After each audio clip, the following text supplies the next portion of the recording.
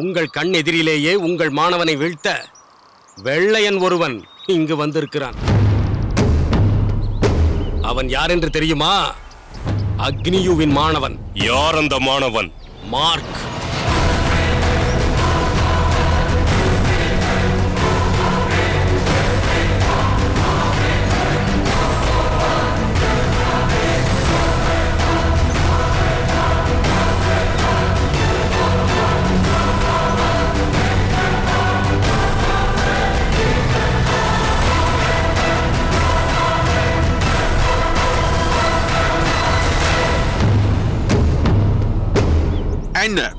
எல்லோரும் அமைதியாகிவிட்டீர்கள். கர்னல் அக்னியுவின் வலதுகரமாக இருப்பவன் இங்கு வந்துவிட்டானே என்ற அச்சமா? கோபால் நாயக்கரே, உங்கள் மாணவனாய் என்னோடு போட்டிப்பாடு செல்லுங்கள். அவனை தூக்கி பந்தாரை என் காலாலையில் விழச் செய்து மண்ணை காவல் வைக்கிறேன். தமிழனை ஆங்கிலேயரிடம் மாறி பாடிய வைக்கிறேன். உங்கள் மாணவன் என்னிடம் தாற்பதின் மூலம் தமிழகமை பிரிட்டிஷாரிடம் அடிமையாகிவிட்டது போல் ஆகிவிடும்.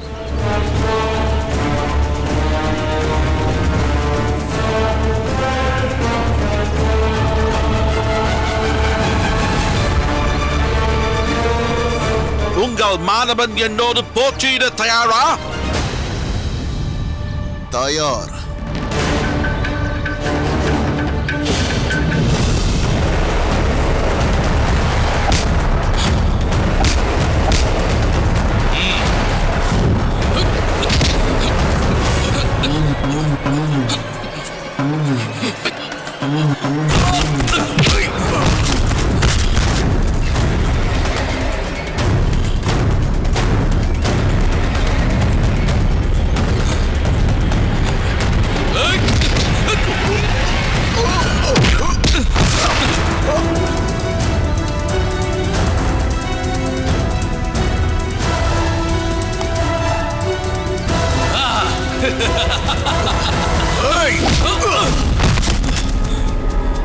மார்க்,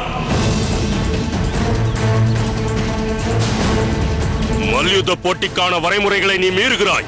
இது சரியல்ல. எங்களுக்கு அளிக்கப்பட்ட பயிற்சியோ இதுவும் ஒரு வகை. வெறுமனே ஒருவனை தூக்கி அடித்தால் அதை அப்படி வெற்றி பெற்றதாகிவிடும். Knock out. அடிபட்டு விழுந்தவன் மீண்டும் எழவே கூடாது.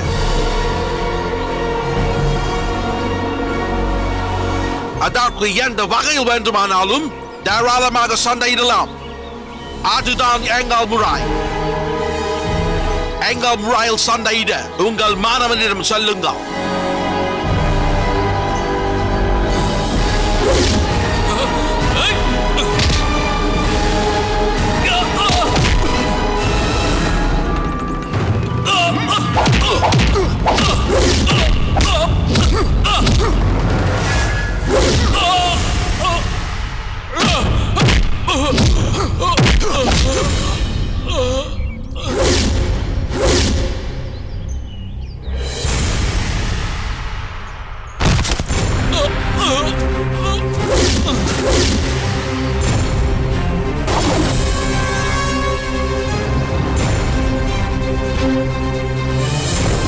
என்ன கோபால் நாயக்கராய், உங்கள் மாணவனின் வீரம் இவ்வளவு தானா? இப்படிப்பட்ட ஒரு உபயோகமற்ற வீரரை உருவாக்குவதற்காகவா நீங்கள் பாசுராய்கள் அமைத்து பயிற்சி கொடுத்து கொண்டிருக்கிறீர்கள்? உங்கள் மாணவர்கள் எத்தனை பேர் இருந்தாலும் அனுப்புங்க. அத்தனை பேரையும் அடுத்த நொடியில் மண்ணை காவல் செய்கிறேன். உங்கள் மாணவர்கள் மட்டுமல்ல, நீங்களே போட்டிக்கு வந்தாலும் உங்களை தூக்கி பந்தாடி விடுவேன். தமிழர்களை ஆங்கிலேயர்களுக்கு அடிப்படைய செய்வேன். என்னடா சொன்னாய்? பாகனேரியாரே, இது எனக்கு விடப்பட்ட அறைகூவல். அந்த பரங்கியனுக்கு சரியான பாடத்தை நான் புகட்டுகிறேன்.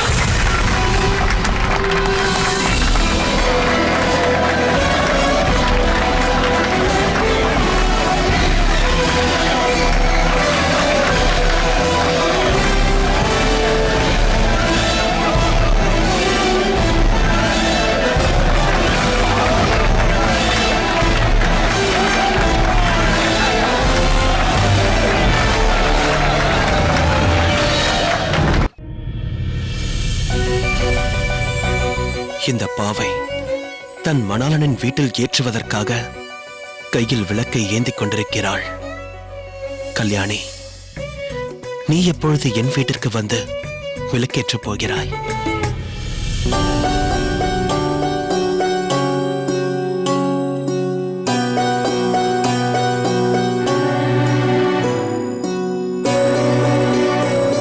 தம்பி,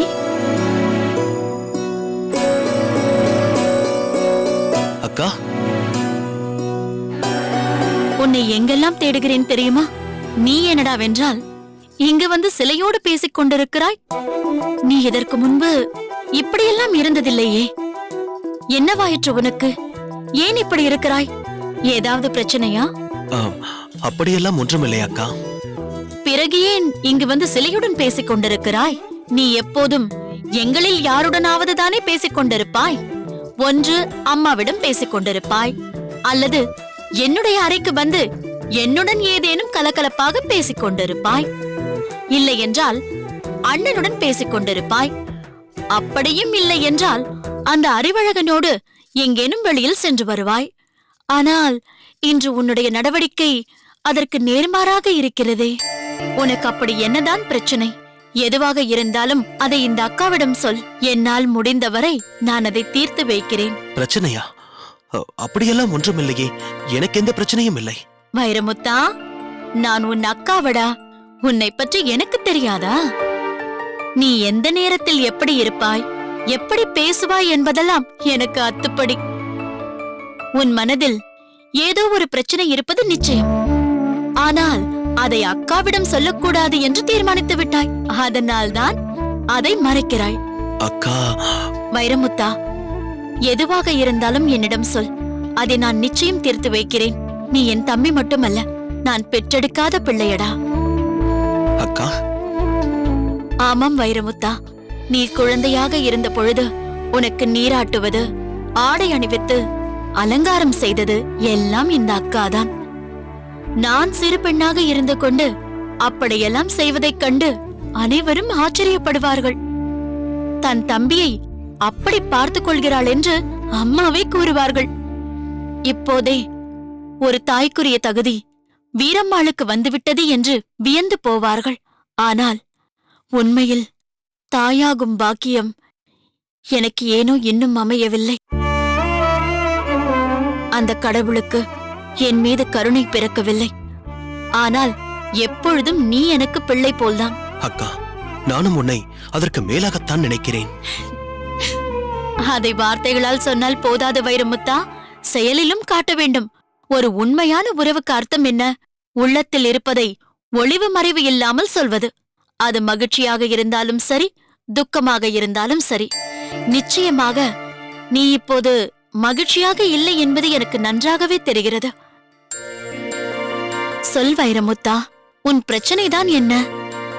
என்னுடைய பிரச்சனையே பாகனேரியும் பட்டமங்கலமும் எப்போதும் பிரச்சனையோடு இருப்பதுதான் அக்கா.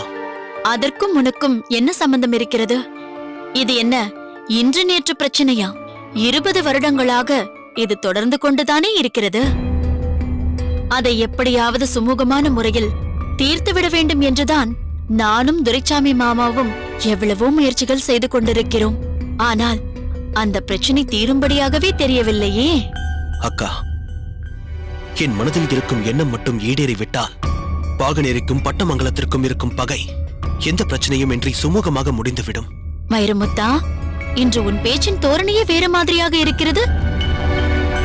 உன் மனதில் அப்படி என்னதான் நினைத்துக் கொண்டிருக்கிறாய்? எதுவாக இருந்தாலும் பட்டென்று சொல். அக்கா, அது வந்து... என்ன வைரமுத்தா, இழுவை அதிகமாக இருக்கிறது. என்னவென்று சொல். இல்லை, நீ கூட அடிக்கடி சொல்வாயே. என்ன சொல்வேன்? பாகனேரி அம்பலக்காரரின் தங்கை கல்யாணி. அவள் மிகவும் புத்திசாலி, என் மீது மிகவும் பாசமாக இருக்கிறாள் என்பீர்களே.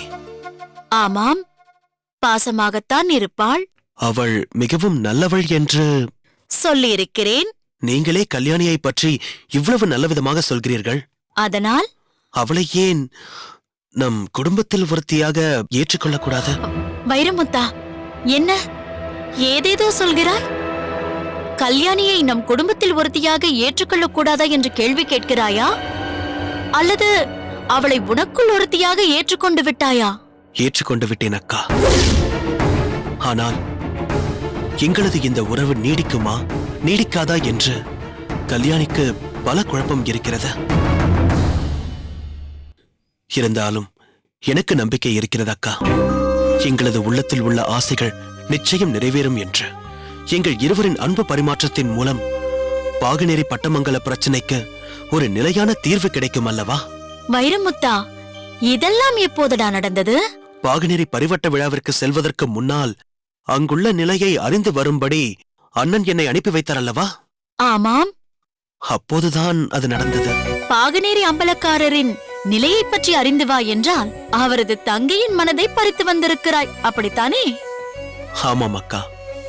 ஒரு ஆபத்தின் போது அவளை காப்பாற்றும்படியான சூழ்நிலை ஏற்பட்டது. அதன் மூலம் உங்கள் இருவரது உள்ளமும் இணைந்து விட்டது. பார்த்தோம், பிடித்து விட்டது. பார்வைகள் பரிமாறிக்கொண்டன, இதயங்கள் இணைந்து விட்டன. ஓஹோ, அதனால்தான் அவள் என்னை பார்க்கும் பொழுதெல்லாம் உன்னை பற்றி அவ்வளவு அக்கறையாக விசாரிக்கிறாளா?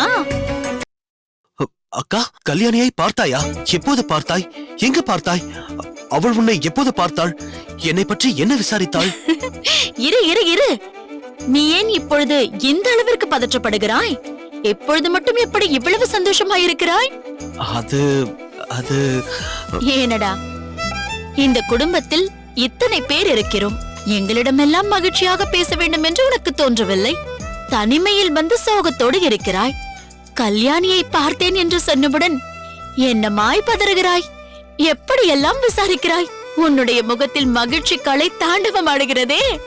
கதிரவனின் ஒளிப்பட்ட தாமரை போலல்லவா உன் முகம் மலர்ந்து விட்டது? நவரத்தினங்கள் ஜொலிப்பது போலல்லவா உன் முகம் ஜொலிக்கிறது? அக்கா, பாராட்டெல்லாம் போதும். கல்யாணியை எங்கு பார்த்தா என்று சீக்கிரம் சொல். சென்ற வாரம் வெள்ளிக்கிழமை அன்று கோவிலுக்கு போக வேண்டும் என்று உன் அறைக்கே வந்து உன்னை அழைத்தேன் அல்லவா? ஆமாம், அழைத்தீர்கள். அதற்கென்ன? அவளை பார்ப்பதற்காகத்தான் அழைத்தேன். அதற்கா என்னை அழைத்தாய்? நான் நீ அந்த கோயிலில் எழுந்தருளியிருக்கும் அம்மனை பார்க்க போகிறாய் என்றல்லவா நினைத்தேன். கோவிலுக்கு செல்வதென்னவோ அம்மனை தரிசிக்கத்தான். ஆனால் அந்த கல்யாணியும் அங்குதானே வருகிறாள். அதனால் அவளையும் சந்தித்தேன். போக்கா, அன்றைக்கே ஒரு வார்த்தை சொல்லியிருக்க கூடாதா? இப்படி ஆகிவிட்டதே. கல்யாணியை பற்றி சொல்லியிருந்தால் உடனே புறப்பட்டிருப்பேனே. இப்போது வந்து சொல்கிறாயே. இவ்வளவு அருகில் வந்தும் என்னவளை பார்க்க முடியாமல் போய்விட்டதே. இரு இரு இரு, ஏன் இப்படி சங்கடப்படுகிறாய்? நீ இந்த அளவிற்கு வருத்தப்படுவாய் என்று எனக்கு தெரியாதே. அன்றே கல்யாணியை பற்றிய விஷயத்தை என்னிடம் சொல்லி இருந்தால் இந்த நிலை ஏற்பட்டிருக்காதல்லவா? நான் தான் சொல்லவில்லை, நீயாவது சொல்லி இருக்கலாம் அல்லவா? நான் தான் சொல்லிவிட்டேனே. என்ன சொன்னாய்? கோயிலுக்கு போகிறேன் என்றுதானே சொன்னாய்? ஆமாம், அதைத்தானே சொல்ல முடியும். அங்கு யார் யார் வருவார்கள், யார் யாரை நான் சந்திக்கிறேன் என்பதை எல்லாமா சொல்ல முடியும்? இப்படி ஆகிவிட்டதே. ச்சே. வைரமுத்தா, கவலைப்படாதே. நாளை காலை நான் கோவிலுக்கு போகிறேன். அப்படியா? கல்யாணி அங்கு வருவாளா? வைரமுத்தா, என்னடா இது? எப்படி மாறிவிட்டாய்? உன் கல்யாணி நிச்சயம் கோயிலுக்கு வருவாள். நான் சீக்கிரமே தயாராகி விடுகிறேன். இருவருமே சேர்ந்து போவோம். அப்பாடா, எப்படி என் கல்யாணியை பார்ப்பேன் என்று ஏங்கிக் கொண்டிருந்தேன். அதற்கு அந்த அம்மனாக பார்த்து ஒரு வழியை காட்டிவிட்டாள். இப்போதுதான் எனக்கு நிம்மதியாக இருக்கிறது. ஆனால் எனக்கு கவலை ஆரம்பித்து விட்டது வைரமுத்தா. எனக்கு அப்படி சொல்கிறாய்? நீ சொல்வதெல்லாம் சரிதான். கல்யாணி இந்த வீட்டிற்கு மருமகளாக வந்தால் உன்னை விட நான் தான் அதிக மகிழ்ச்சி அடைவேன். ஏனென்றால் இதன் மூலம் இரு நாட்டின் பகை தீரும் என்பது ஒரு புறம் இருக்க, பெரிய நாயகி அம்மாவின் குணம் அப்படியே அமைந்திருக்கிறது அந்த கல்யாணிக்கு. அவளின் கனிவான பேச்சும் கருணை பொங்கும் பார்வையும் என்னையே வியக்க செய்து விட்டது என்றால் பார்த்துக்கொள்ளேன். இவை எல்லாவற்றிற்கும் மேலாக வாளுக்கு வேலையை போன்ற பண்பாடுமிக்க அம்பலக்காரர் வீட்டில் சம்பந்தம் வைத்துக் கொள்வது நாம் செய்த பூர்வ ஜென்ம புண்ணியம் என்றுதான் சொல்ல வேண்டும். அதற்காகத்தானே கடவுளாக பார்த்து இப்படி ஒரு உறவை எனக்கும் கல்யாணிக்கும் ஏற்படுத்தி இருக்கிறார். கடவுள் வரம் கொடுத்தாலும் பூசாரி மனது வைக்க வேண்டும் என்று ஒரு பழமொழி இருக்கிறதே. இப்போது எதற்கு இந்த பழமொழி? அம்மாவையும் வல்லத்தரையனையும் நினைத்தால்தான் எனக்கு அச்சமாக இருக்கிறது. அவர்கள் எப்படி இதற்கு சம்மதம் தெரிவிப்பார்கள் என்பதுதான் புரியவில்லை. அவர்களது பகையுணர்வை எப்படி மாற்றுவதென்றும் தெரியவில்லை. எல்லாம் நல்லபடியாக நடக்கும் என்று நம்புவோம் அக்கா.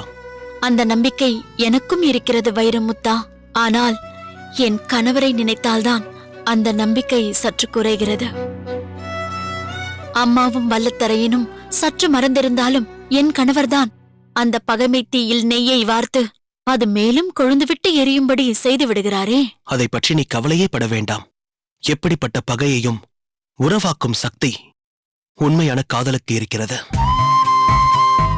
எனக்கும் கல்யாணிக்கும் ஏற்பட்ட உறவு கடவுளால் பிணைக்கப்பட்டது. அத்தகைய உண்மையான காதல் ஒருபோதும் தோற்காது. பாகநேரியும் பட்டமங்கலமும் மீண்டும் ஒன்று சேரும். இரண்டும் நட்பு நாடுகள் என்பதோடு சம்பந்தி நாடுகள் என்ற பெருமையையும் பெறும். போதும் வைரமுத்தா, இது போதும். உனது உறுதியான நம்பிக்கை நிச்சயம் வெற்றி பெறும். ஆனால் ஒரு முக்கியமான விஷயம். என்னக்கா? நாம் கோயிலுக்கு சென்று கல்யாணியை சந்திக்கும் விஷயம் எக்காரணம் கொண்டும் யாருக்கும் தெரியக்கூடாது. எனக்கு தெரிந்து விட்டதே.